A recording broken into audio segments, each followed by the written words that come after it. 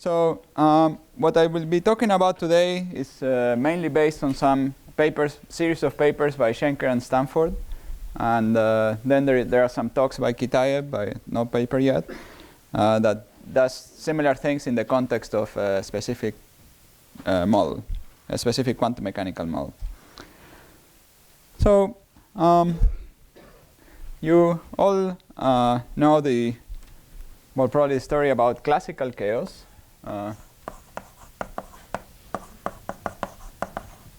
That's what we encounter in our everyday life. So we have some phase space of p's and q's. And if you start from some point in phase space, well, evolution will take you somewhere. And if you have a chaotic system, if you start with a very nearby point, for a while you'll follow this, but it will start deviating and you will end up somewhere completely different. Okay. So chaos is high sensitivity to initial conditions, and we somehow need some form of chaos to thermalize, for systems to thermalize. And so it's very important for thermodynamics, and well, very important property of systems. Now, classically, we can think of this as, so suppose someone gives us we are interested in calculating the q, the position of the particle at time t as a function of the initial position, right?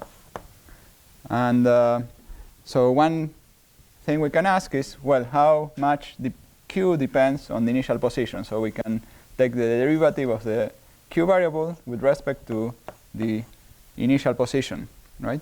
So this will tell us, if this grows, it means that the particle's trajectories are divergent as a function of time. So in a chaotic system, we would expect this to grow. And the same would be true if we took p here, so we took the momentum. Now this is exactly the same as the Poisson bracket between q of t and p0, right? So the momentum, so we think of the momentum at t equal to 0 and the position at a later time. That's simply this Poisson bracket. Okay, and this in classical, so this typically will grow, and it will grow exponentially with some constant, and this constant is sometimes called the Lyapunov exponent. Okay. Now, so this is classical systems. So now we can discuss quantum systems, and there are various notions of quantum chaos that people have discussed, and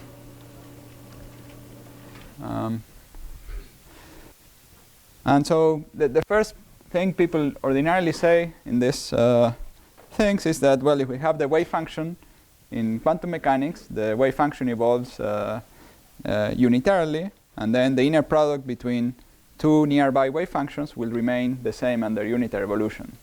So certainly we will not have a feature like this at the level of wave functions. But that's not really a difference with classical mechanics, because we shouldn't be comparing the wave function to p and q.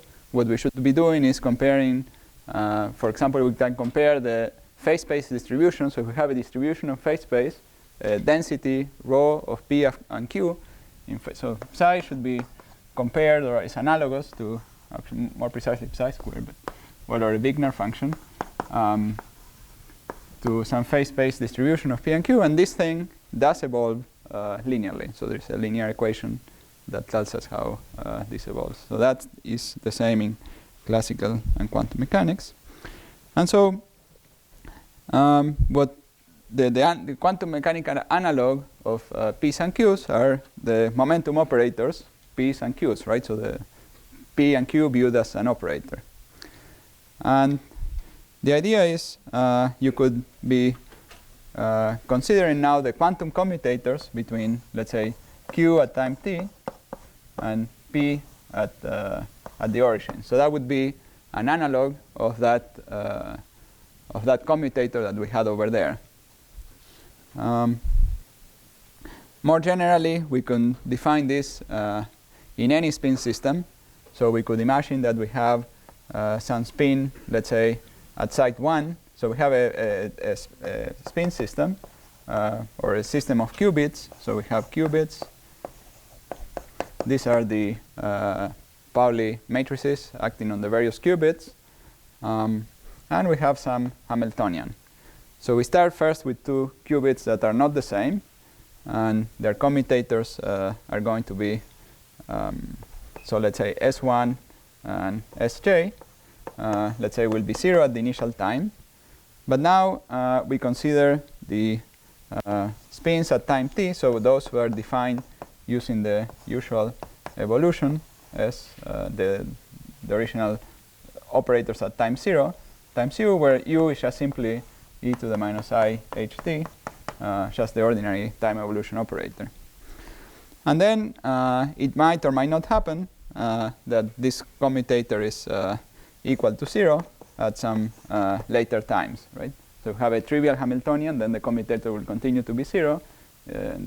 Depending on the structure of the Hamiltonian, we'll see whether this is 0 or not.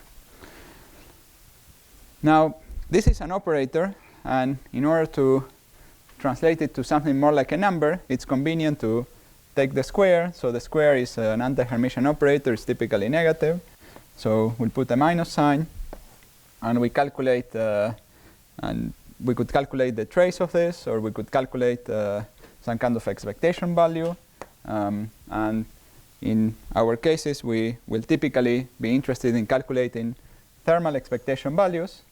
And so this, putting here the thermal expectation value, so looks at the piece of the commutator that involves only low energy states. Okay, and so that is what we will look at. We will try to understand how this commutator grows or doesn't grow. So, as we said, this is 0 at time equal to 0, but at later times, this could start growing.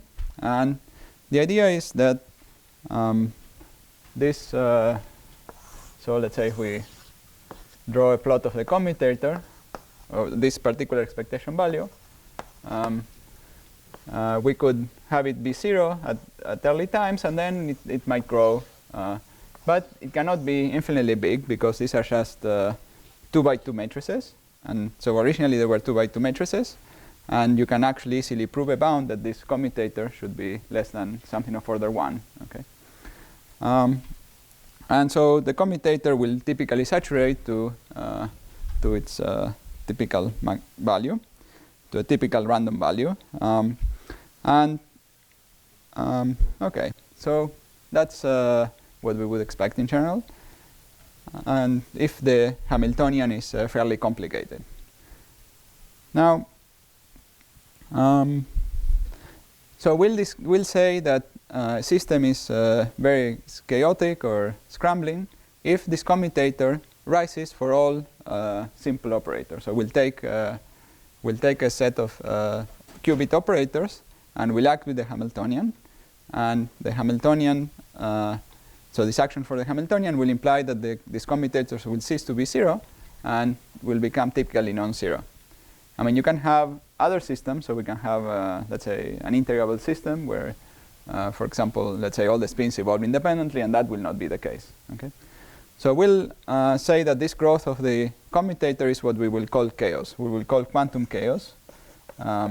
So for us, we just define this to be what we mean by quantum chaos. Now there are other notions of quantum chaos. There is the notion that uses the statistics of energy eigenvalues, and one can also study that, and that was very extensively studied, but that's not our measure of quantum chaos, the measure we're going to discuss today. So today, by quantum chaos, we just mean this. Now, there is something interesting that happens when the Hamiltonian has a property called k-locality. So we're going to specialize. We're not to consider the most general possible Hamiltonian. We're going to consider Hamiltonians which have the property that they are sum of terms that involve a few spins at a time. So Si J, Sk, and so on. So it could be 3 spins or 4 spins or 2 spins and so on. But it's always a small number at a time. Now, they all could interact with each other. So if we have the various spins, we could have terms that mix, let's say, 4 spins at a time, let's say, or 5, and so on. But we are going to imagine that we have a large number of spins. So we have n, which is much bigger than 1. N will be the number of qubits in our system. So we have a system, very general system with many qubits. But the Hamiltonian will involve a fixed number of qubits, so for their, let's say, 4 or 5 and so on, at a time. They can be all with all and so on, but not n, right? It won't be a generic random matrix. The most generic Hamiltonian is just, let's say, you pick a random matrix. That's not the Hamiltonian we're considering.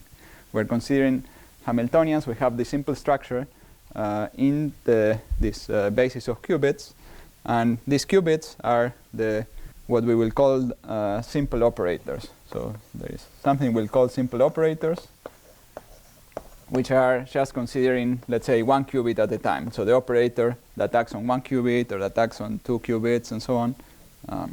So this is a basis-dependent statement. If we make a unitary transformation in Hilbert space, the Hamiltonian will become a mess. These operators will also become a mess. But so we are going to be interested in calculating things on this basis. Now there are many Hamiltonians that are of this form. In particular, if you have so an example of a Hamiltonian that is of this form is if you have a large n gauge theory, a matrix theory. So you have matrices which are harmonic oscillators, and for the time being, consider something like well, let's see. So these are harmonic oscillators. Let's consider low-lying levels. So one occupied or not occupied. That's roughly like a qubit. And then we can have interactions which are of the form, let's say, x cubed or x to the 4th. And then these interactions involve the various components of the matrix, all with all. It's not that they involve the first component with the second component and so on, but involve all the components at the time. So that's an example. Of course, you can also take into account all the energy levels, and that just will be a bigger number of qubits, but it's the same story. It's still k-local in this sense. So here, for example, we have x to the 4th. The matrix can be n by n can be huge, 1 billion, but it involves only 4 harmonic oscillators at a time, right? 4 matrix elements at a time, the Hamiltonian. Now, okay, so now what happens under time evolution in these systems? Well, you start with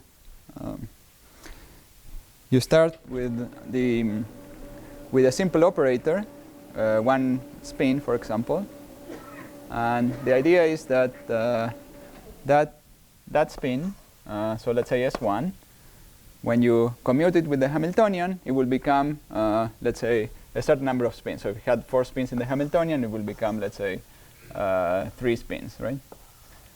And then you commute it again with the Hamiltonian. Now we can commute it in any of this, and so we'll get something that involves more spins, right? Let's say each of these can be replaced by 3, so we have S, S, S, S, S, okay, and so on. In this way, we get more and more.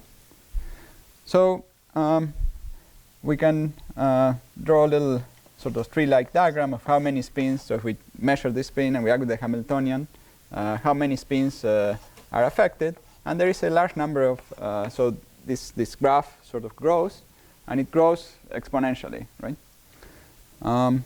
So if we take two spins in our system, so let's say S1 and some Sj, which is completely, let's say, completely different one. So this S1, and we, let's say, evolve S1 in time, right? We do a time evolution. This S1 will become some operator, which will be increasingly complicated. The operator will not just be another spin. It will be a product of other spin operators, right?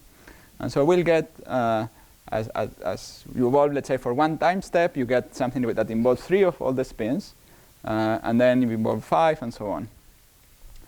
Now, if you do only one time step, it will involve 3 of the spins, but it's very unlikely it will be exactly the spin you care about, right? So it will basically go into some other spins. But as this starts growing under time evolution, it reaches a point when, for sure, it will involve the spin s, right? So after log n steps, so after logarithm of the number of spin steps, since this grows exponentially, this is kind of affecting all the other spins, and so we'll get that after log n steps, the spin sj will for sure appear in the time evolution of spin number 1, right?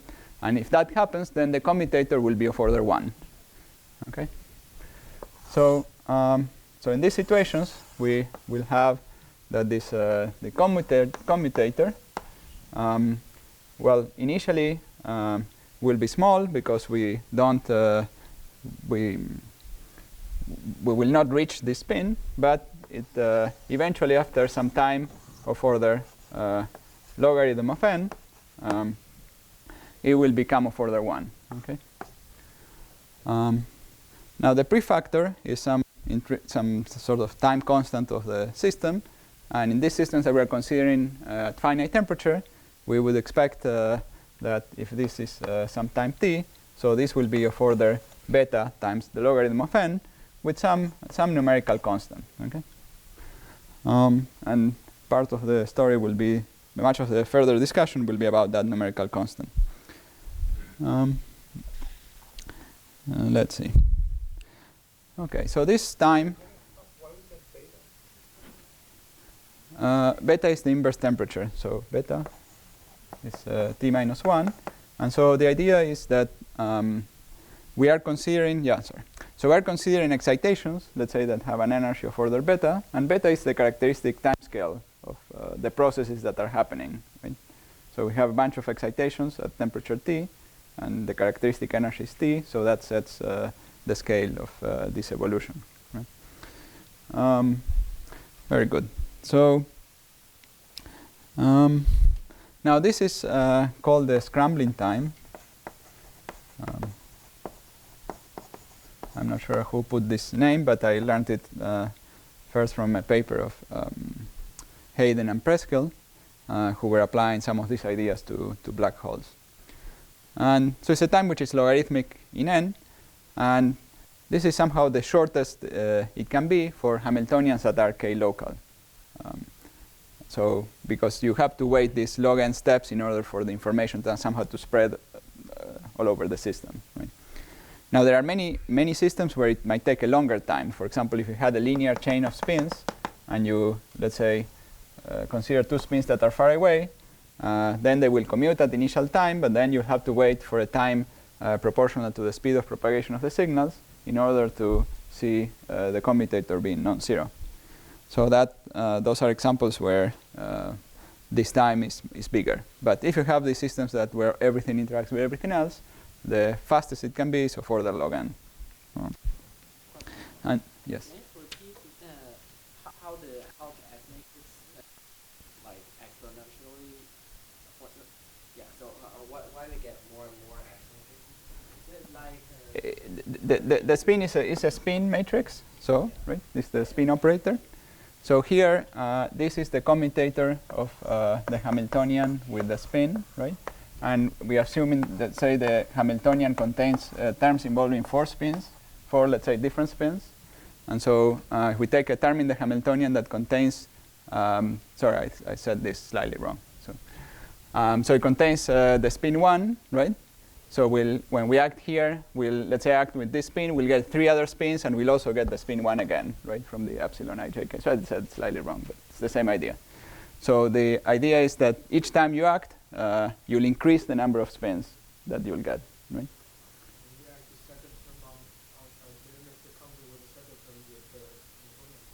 Yeah, then this one corresponds to acting with the Hamiltonian twice, right? So H, S1, right? So this is expanding the exponential that we had in the time evolution. So we have the, what we are doing is we are taking S and we are applying e to the minus I ht, e to the I ht, right? And if we expand this exponential, we'll get terms of this form.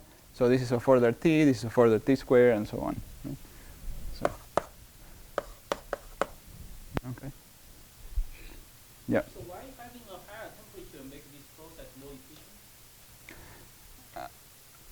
Well, the higher temperature means that things can happen faster, right? So if you have a fixed interaction strength in this Hamiltonian, right? Let's say we have some term with some coefficient, I don't know, j, some fixed coefficient. Then we can just compute not just this thermal thing, but we can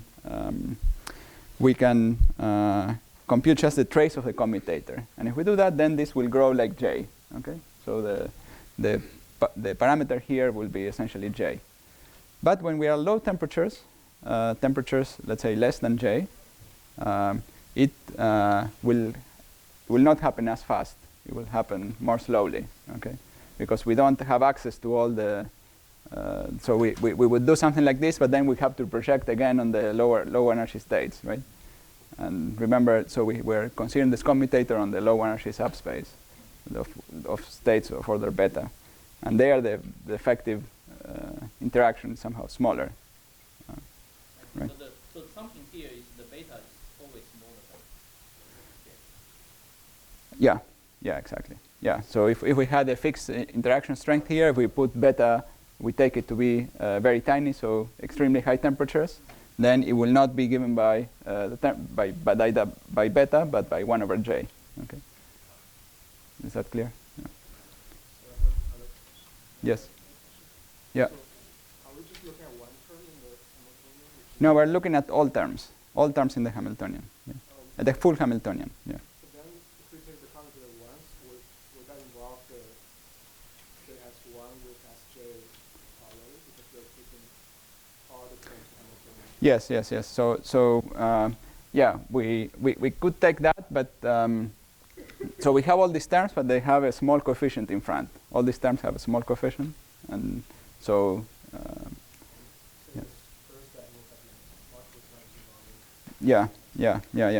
So what we are saying, so these coefficients can be small, but the question is whether all operate. So the problem that happens in here is that all operators in this sum where all the coefficients are small, they all involve Sj. So when we calculate the commutator, we'll get an order 1 because we. Yeah, slightly increasing with a small coefficient. Yeah, I will discuss this slight increase in a second, but so we have some increase here. But the point here, what happens here is that Sj will appear in all possible operators. So when we get the commutator, very good.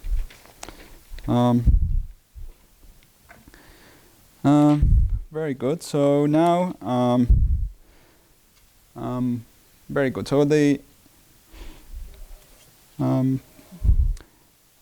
right. So what we'll see is that this. Well, let me. So we'll first give a slightly more general discussion. So we'll consider some. We'll take a general system and we consider 2 Hermitian operators, which could be like this spins. And then we'll try to, we are interested in computing the commutation relations between W and V. We take, again, simple operators, sort of qubit-like operators. If we were doing a CFT, for example, our conformal field theory, we are not taking local operators. We would take an operator and we'd smear the operator in time over a time of order beta to get some operator which is normalizable and somewhat reasonable with a 2-point function that is finite. So roughly speaking, you should think as the square of the operator being of order 1 and also the square of the operator of being of order 1. So then if we take this product, so that was the commutator that we were considering, then this commutator can be expanded into various terms. So some terms which are of the form W, V, V, W. So the various orderings. So V, W, W, V. And then there are some other terms, V, V, W, V. What's the term we're missing? V, W, V, W. Okay. Where V is evaluated at 0 and W is evaluated at T. I forgot the square. Yes, indeed, being squared. And this left-hand side is equal to this, and this is also equal to that. Yeah, thank you. Now, these terms here have the interpretation of an inner product, of saying we act with W, V, and then we take the adjoint of that. Okay? Yep. They were Hermitian, so V dagger is the same as V. So this term and this term have that form. And if the time is large, so this is roughly like creating a perturbation here and creating a later time V0, some later time W of t. So we'll, by the time this perturbation acts, this will have already kind of thermalized. And so the norm of these states will be roughly the same as the norm of two separate perturbations, so V squared and W squared. So they will be of order 1 at late times. So those terms. So these terms are of order 1 at late times. And what about these terms? So these are a different kind of correlators which are out of time order. So first we apply V at 0. Then we evolve the system forwards in time. We apply W. Then we evolve the system backwards in time, right? So if we didn't insert W and we evolve forwards and backwards in time, by the time we get back, this perturbation that we formed will reassemble itself, right? So we'll get the perturbation that we had formed here. But here we're evolving backwards in time, but we did this perturbation, so it will not reassemble itself. It will create some further mess. So when we act with V0 again, we will not find the perturbation we had in the beginning, right? And then we are evolving forwards in time, and we insert again W of t, okay? So we expect that sort of late times, if we have a messy system, this will be non-zero. So this overlap will go to 0. So at early times, we create this perturbation, we evolve forwards. This is a perturbation in some other spin, some very far. So you think of a very disconnected part of the system. We evolve forwards, and then we evolve backwards in time. And since it was an unrelated perturbation, we'll reassemble V again, right? But if there was some chaotic dynamics and so on, we will not reassemble it again. And these guys will go to 0. So the growth of the commutator comes from the fact that these things were initially equal to this at early times. And at late times, these become small. So instead of talking about the growth of the commutator, we will be concentrating on these correlation functions, on this type of correlation functions. Let me call them f. So it's called f of t. And these correlation functions will start being of order 1, and will do sort of the inverse of what the commutator does. They decay. And so this decay of correlation functions is the same as the increase of the commutator. So we can think of this correlation function as the overlap of two states. So first we have state psi1, where we take W of t, V of 0, acting on, V of 0 acting on some initial state. And then for every state in the thermal ensemble, we do this. And then some state psi2, where we first act with V of 0, with W of t. We evolve that backwards in time, and then act with V of 0. I should emphasize that these are not things that are easy to do in the lab, right? These are things theorists think about, but it's difficult in a laboratory to make time run backwards. Okay. Now people are trying to do this and have some ideas for how to do this, mainly by considering systems that are simple spin systems and where you can reverse the sign of the Hamiltonian. Okay, so we'll focus on this, and we will focus mainly on the initial decrease. So we'll try to understand how fast this initial decrease can be. So we saw that this is a time of order log n. So we'll see that this initial decrease will be exponential, and that's related to the exponential increase in the commutator. And we'll try to understand this exponential. So this will be 1 minus e to the kappa t, so some exponential increase. And we'll try to understand what this is. And this is some small thing of order 1 over n, or 1 over the entropy of the system. So it's the prefactor is small, but it grows exponentially.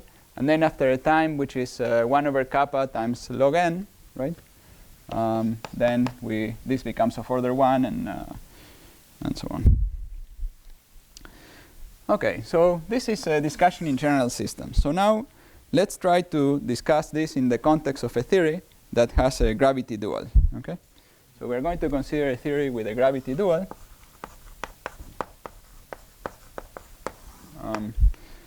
So as we discussed in the previous lectures, there are some theories that have gravity duals.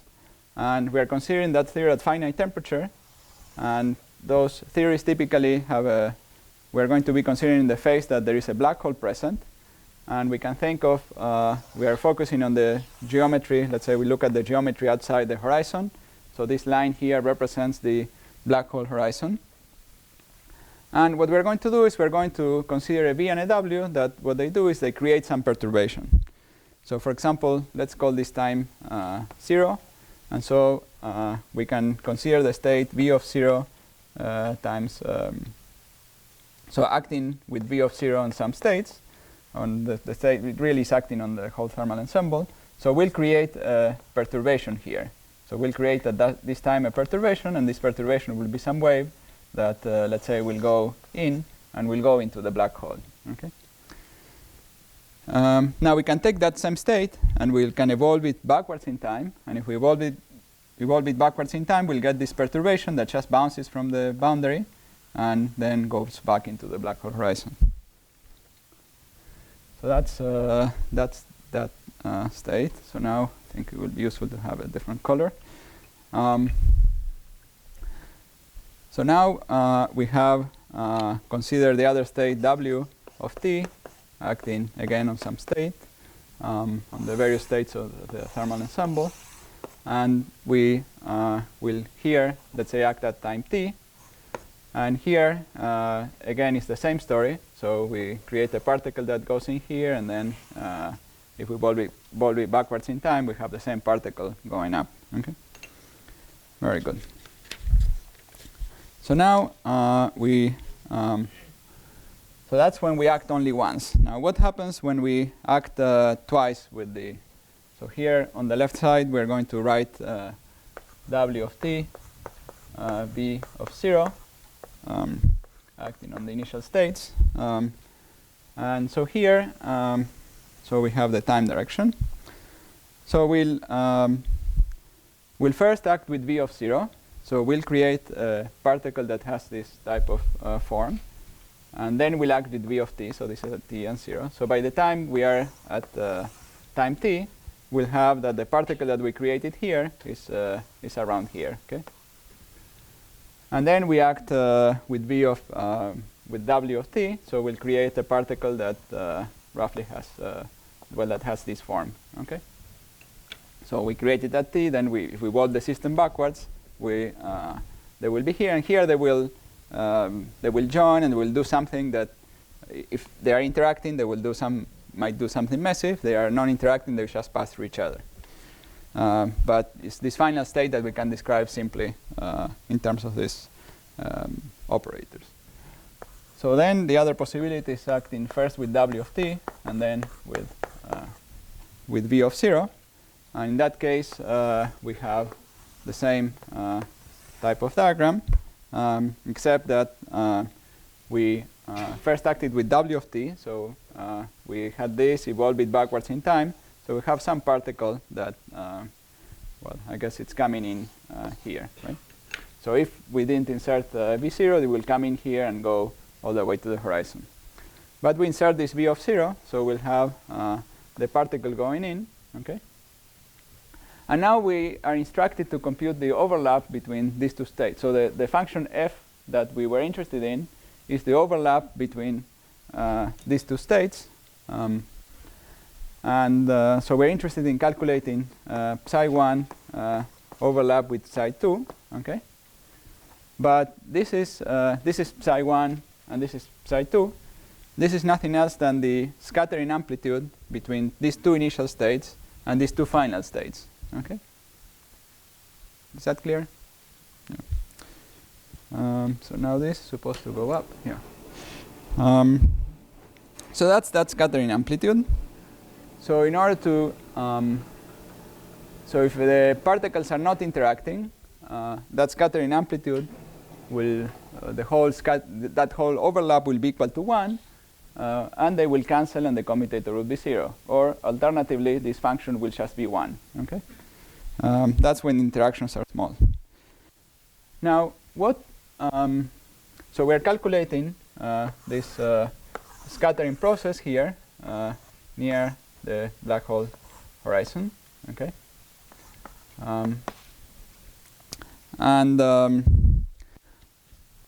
Okay, now what happens, so something important is to understand what happens when we increase the time. Is there something special that happens when we increase the time? Well, so we are going to take time to grow, and when time grows, then what happens is that we are sending this particle deeper into the past, or this, well, we can keep this particle fixed, let's say, coming in here. But the one here, we're sending it further into the future, so it gets closer and closer to the horizon. And we should remember how time translations act near the horizon, right? Do you remember what we said always about time translations in the black hole background? That near the horizon, they act as boosts, right? It's like doing a boost of the two particles. So time translations act as boosts, and so what happens here is that we have these two particles. We are acting with the time translation on only the particle created by W on only one of the two particles. This stays at 0. And so we are boosting one particle relative to the other. That means that this collision is occurring at increasingly high energies in the bulk. So we have the collision, and it happens at higher and higher energies. Okay. Now, there are some interactions that can grow with energy, right? So, and some interactions do not grow with energy. So if we had an electromagnetic interaction, it will not grow with energy, but the gravitational interaction would grow with energy.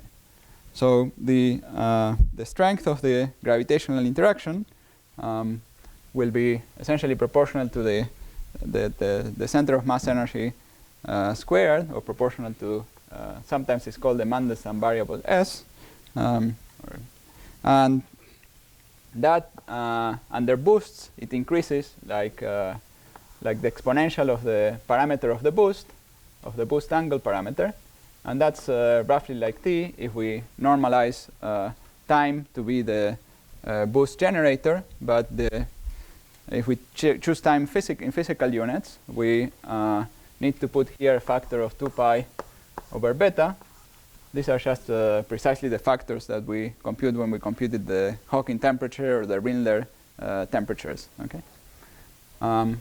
So this is how. So if we have some s at time equal to 0, at late times it will grow in this way. So it grows exponentially with time, with this particular exponent. Okay.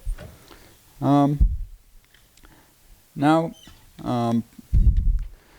So what that means is that the amplitude we were considering, so this is the phase shift. So if we consider two-way packets, they will scatter with a phase shift that goes like g Newton times s, which s grows in this way, divided perhaps by the impact parameter, but the impact parameter to some power that depends on the dimension. And so these are quantities independent of s. And so here, something important is that this grows exponentially in this way. And second is that we have this factor of g Newton, which, as we emphasized many times, the g Newton should be identified with 1 over the number of degrees of freedom that we have in the system, the number of qubits or the entropy of the system. So we have this is of order. So if we compare to the dual description on the boundary, this will be some term that goes like 1 over n times s. Okay. So that this is saying that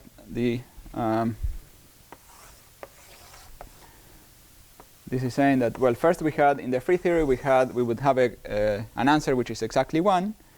In the interacting theory, we have a deviation that is very small, is proportional to 1 over n, but which grows exponentially with time, with time constant given by exactly by 2 pi over beta.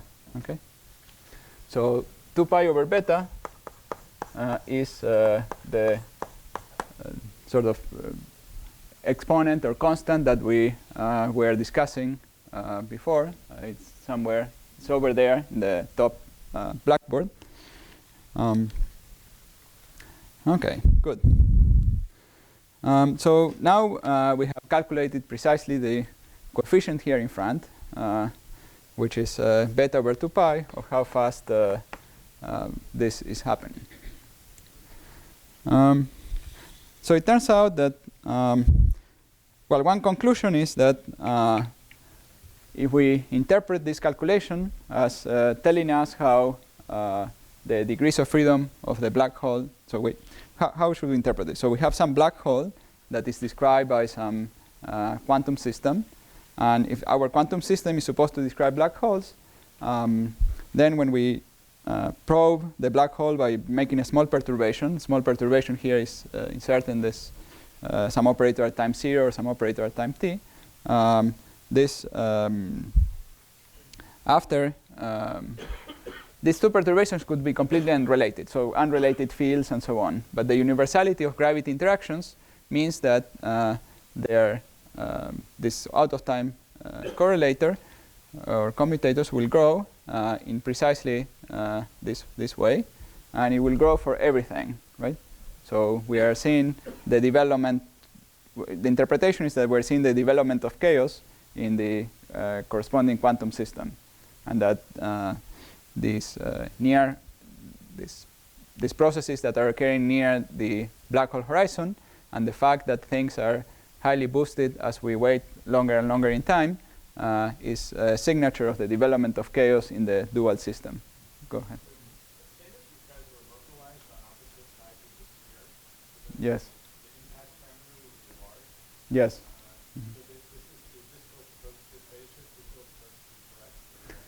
Yeah, so the fact that we get, so maybe I should mention this. So the fact that we get something, well, certainly the particular power here is not, but the fact that what's important here is that we get a single power of S. Now, where does this single power of S come from? So it comes from the fact that between the two particles we're exchanging a graviton, right? And the fact that the graviton has spin 2, right? So J is the spin of the graviton is 2, determines this power here. So if we were exchanging a particle of spin J, what we would get here is S to the J minus 1, okay? And this is independent of the details of exactly what factor of the impact parameter we get. So if we are on opposite sides of the sphere, we'll get some other function, but yeah. We are mostly highlighting the fact that the growth is exponential. Juan? Yes? I didn't understand why those are the asymptotically announced. Can you just repeat? Yeah. Okay, so the idea in the top blackboard is to write what the states are, right? So what are the states that whose overlap we are computing? Where the states have a simple description. So the first state has a simple description at those late times, right? We can first act with B. We got the white line, right? And at late times, we know that whatever happened, we do have this white line. And then we act with W. Then we get the pink line, okay? And then if we want to know what the state looked in the past, we would have to evolve this backwards, and we have to go through that interaction and see what happened, right? On the other hand, if we look at the other ordering has a simple description at early times, right? So we acted first with W. We evolved that backwards in time without the presence of B, right? We get the pink line, and then we act with B, right? And we get the white line. And that gives us a good description at early times. And then if we want to find the later times, we have to go through that interaction and see what happens. And so the overlap between the two is the scattering amplitude. That's the logic here.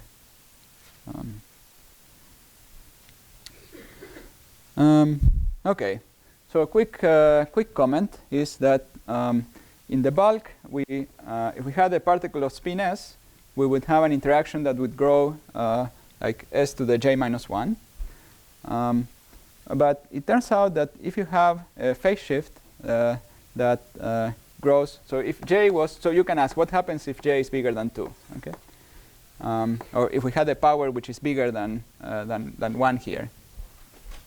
It turns out that such scattering amplitude, such phase shifts violate causality. So from the bulk point of view, we do not expect to have powers which are bigger than this, right? Now you might say, well, look, in string theory we have all kinds of particles of higher spin and so on. Won't they lead to a violation of this? Now in string theory, something important is that we don't just have one particle of spin 2, but we have a whole series of particles. And when we find the first particle of higher spin, we really need to resum all of them. And it turns out that in string theory, you end up with something that goes like s to the power 1 plus some, well, this is with Maldacena variables s and t. This is the transverse momentum transfer, but the important thing is that this is negative. So this is in flat space. So this correction is always negative. And if we did the same computation in the near horizon background, you would find that you will, due to the curvature of space and so on, you always have some amount of space-like momentum. And so you end up with something that goes like alpha prime minus alpha prime times divided by the curvature of ADS, roughly speaking, with some number in front. The important point is that so we are in the regime where alpha prime or r is very small. So we have a small correction to the gravity answer. So gravity would be exactly this behavior. String theory corrections would be slightly less. Okay. So what that means is that if we consider string corrections, the growth would be slightly less than this growth. So we observe that we have the experimental fact that in string theory the growth is smaller when we include the corrections. Plus there was this expectation from the unitarity of from causality that the power should be less than 1. So that leads you to believe that perhaps this factor of 2 pi over beta is the perhaps fastest possible growth. It certainly looks like the fastest possible growth that we can have in a gravity theory, okay, or gravity plus string theory. Right? Now, so this looks like a bound on. This would be an upper bound on the Lyapunov exponent. So k for a general system of this kind would be less than 2 pi over beta. Okay. Now, the idea is that one can actually prove that this is an upper bound in any system of this kind. So by system of this kind, I mean any Hamiltonian that is k-local, the type of Hamiltonian with which we started our discussion, right? Could be a Hamiltonian involving qubits that you get from some condensed matter system or any basically chaotic system, will have a Lyapunov exponent which is bounded on above by 2 pi over beta. And so you can argue this. So there is some argument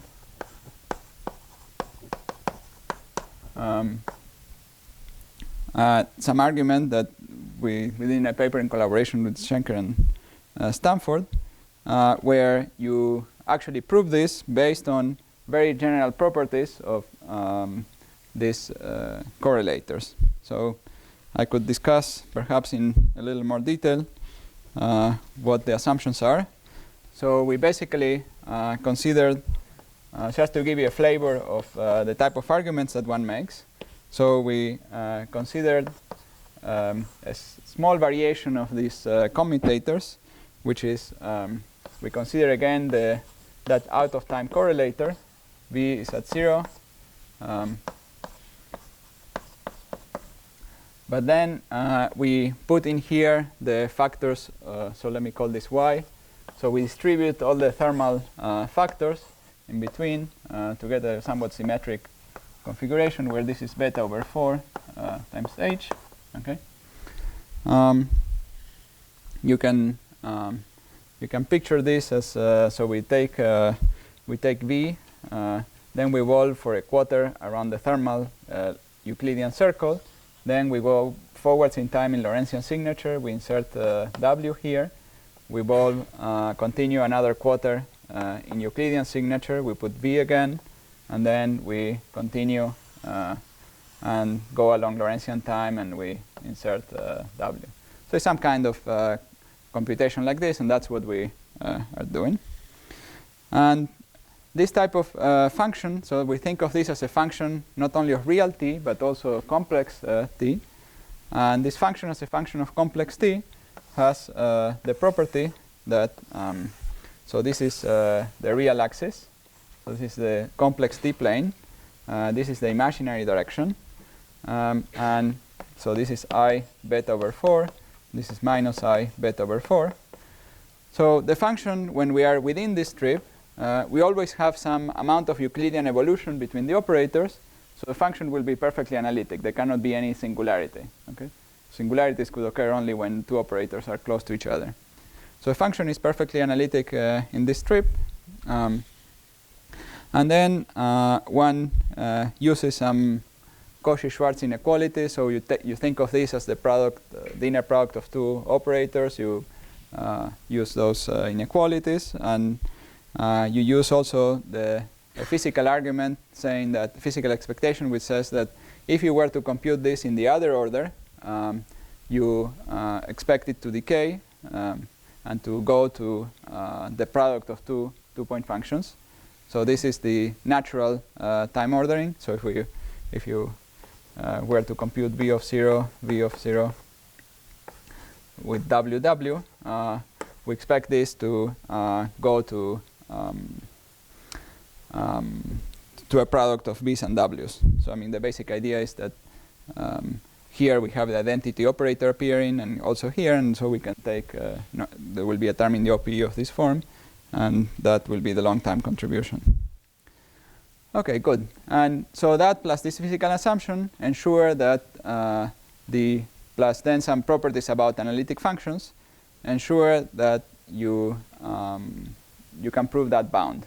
Okay, so the bound that kappa should be less than 2 pi. So rather than proving it, let me just show you how it would work if you had, so suppose you instead had 1 minus n, let's say for this function, e to the some number kappa t, where kappa is, let's say, bigger than 2 pi. So than 2 pi over beta. If that were to happen, then the function as we move in the complex t direction has an oscillatory part, and it could happen that it changes sign, right? So the oscillatory part here might go into a region where this sign is changed, right? When the whole argument changes by I pi, this sign changes, and we would have then some growth within the strip. Well, I guess something I didn't tell you is that we can bound the function on the boundaries of the strip, and then by complex analysis, you also bound it in the interior of the strip, and then if this kappa was very big, so you would have the function growing in the interior, and that's not allowed. And that's why we should have this inequality. So one of the main points I'm making in this talk is that this is a general inequality valid for any quantum system, and it is saturated for black holes. So in this sense, black holes are the most chaotic, or the sometimes said fastest scramblers. And so Sekino and Saskin had made this conjecture that maybe black holes are the fastest scramblers. And here we have put a precise numerical meaning to this, so in what sense it is, and in addition argued that indeed they are, so by some general argument, by these generic properties of these field theories. I made this point, but I will make it again. So this bound is correlated to the bounds that come from causality in the bulk, right? So you can say, well, maybe I trust more this bound than the causality bound, so then you get you get again this condition of causality that any phase shift should grow less than s. And furthermore, you also get the constraint on this sign, and that in the context of causality places some constraints on the kinds of interactions you can have in your theory. So, for example, particles, adding just a single particle of spin j bigger than 2 would not be allowed to violate causality. Adding just other interactions to gravity, such as the so-called Gauss-Bonnet interactions, would could sometimes change the prefactor, so the sign of the prefactor, and again, those would also not be allowed. So you can use these to rule out some things. And finally, I think I'm running out of time, so I would like to mention that this bound is supposed to hold quite generally, and there's a particular thermal system that is simply given by taking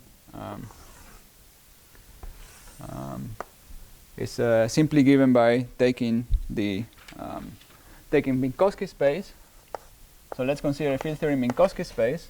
Oh, I forgot to mention one thing first. So let me first mention one thing.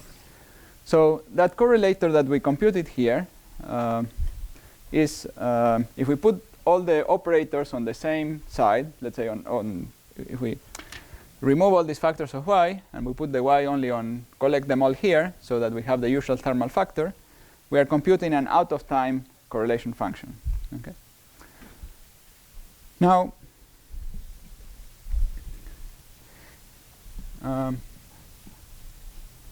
if we take that function and we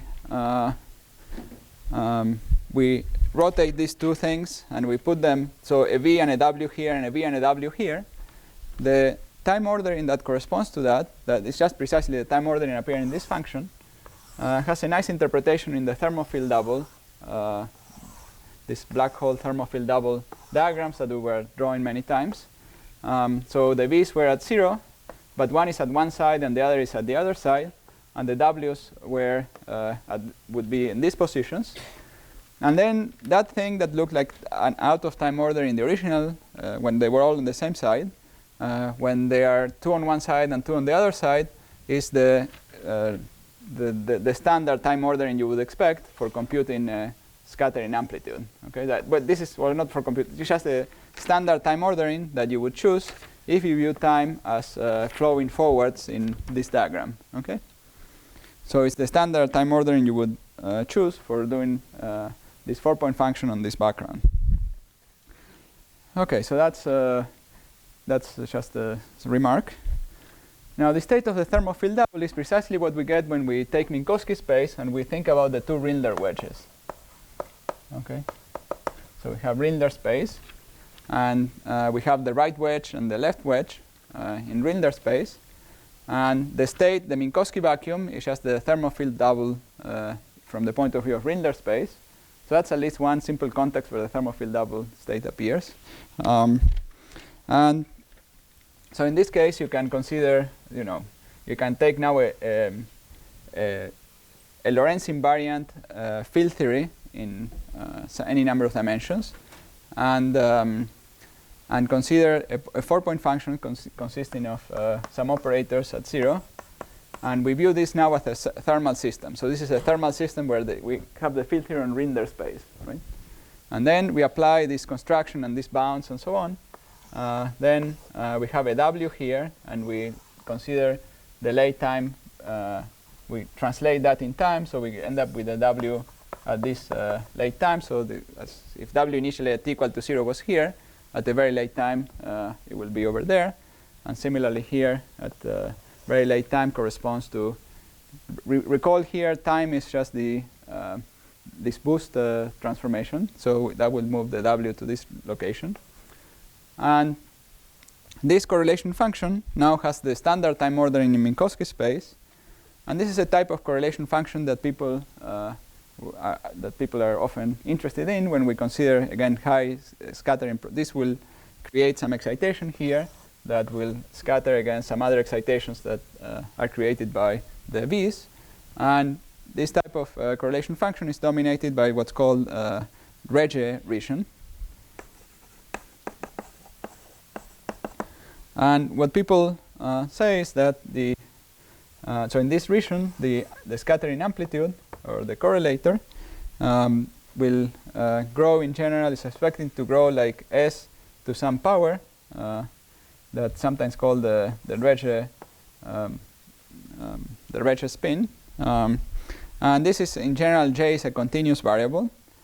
And what the bound we have discussed translates in this context to a bound saying that this j should be less or equal to 2. Okay, so I won't discuss it in detail.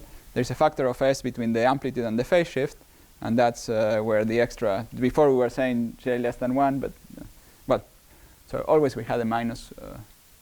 Yeah, here we are talking about the amplitude and not the phase shift. So before we talked about the phase shift, it was the amplitude over s.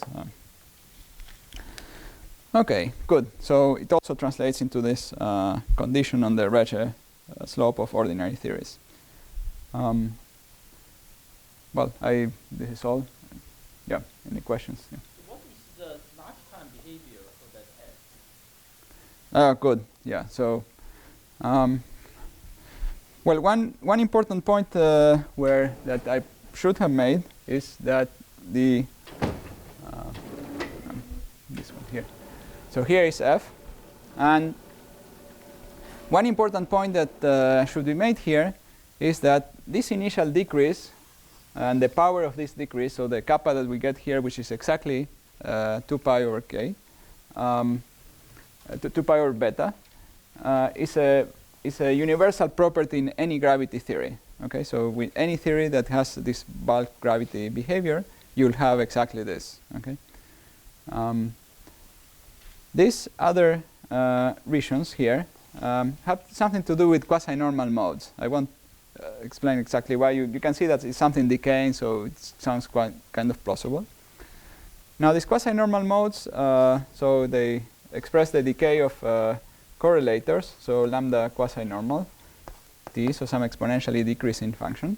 But there is no bound on this lambda, so these lambdas can be very big, and if you have, for example, very massive fields, they can be big. So we don't know any bound on this lambda. So certainly no upper bound. There might be interesting lower bounds, but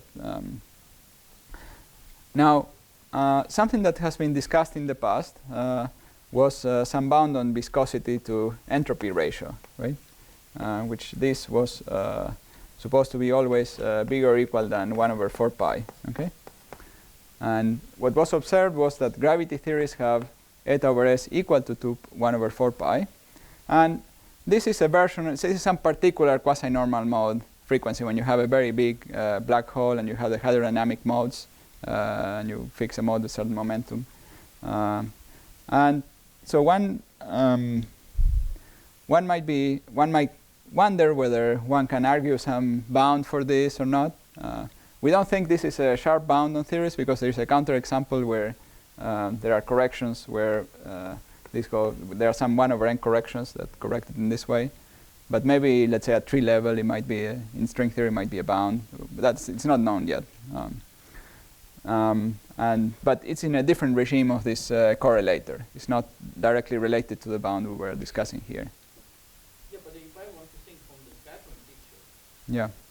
so that goes running to very, very high. Exactly. Yes. Yes. Scattering. Yes. So can you relate these to somehow black hole formation and that kind of scattering? Right. So the basic point and the reason you get these quasi-normal modes is the following. So if you have that scattering, right, it's occurring with very high energy. So a typical thing that will form in that scattering is a black hole, right? And so if you form a black hole, it's very unlikely that you'll have these two other particles coming out, right? So the amplitude for colliding two particles at extremely high energies and getting only two particles out is going to be exponentially small, right, in n. So that's not going to happen, right? So in that regime, we would expect this to go again to 0, which is consistent with what we are saying, that it goes to 0, the overlap, right? But there is a spread in the wave function of this part. So these are wave packets that we create, and there is a certain spread. So there is some small probability that they will collide with less energy than the one necessary to form a black hole,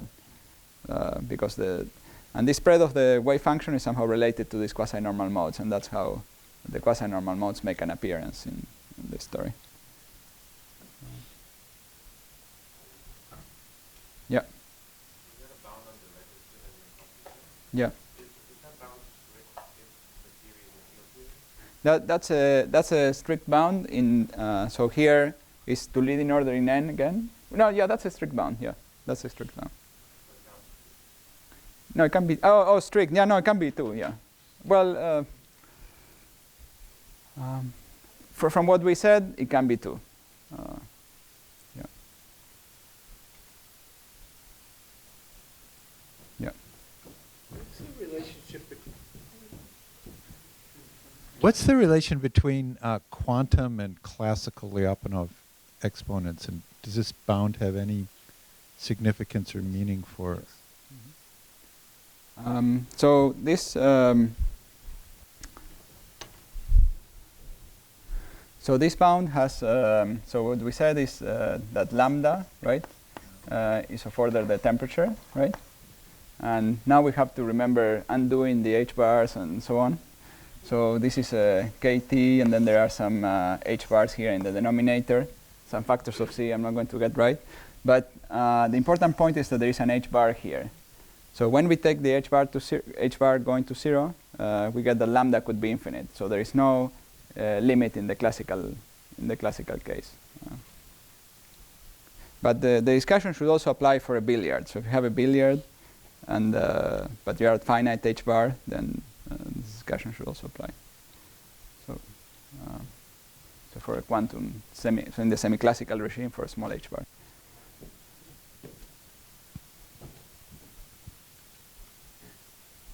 Is it known what the relation between this kind of quantum chaos and other versions, other things that are called quantum chaos? Yeah, is? I don't know. I think, well, I'm not sure if it's known, but certainly I don't know.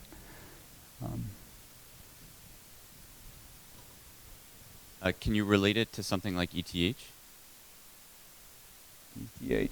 remind me what this is. Eigenstate thermalization? Again, I don't know. This is again some statements about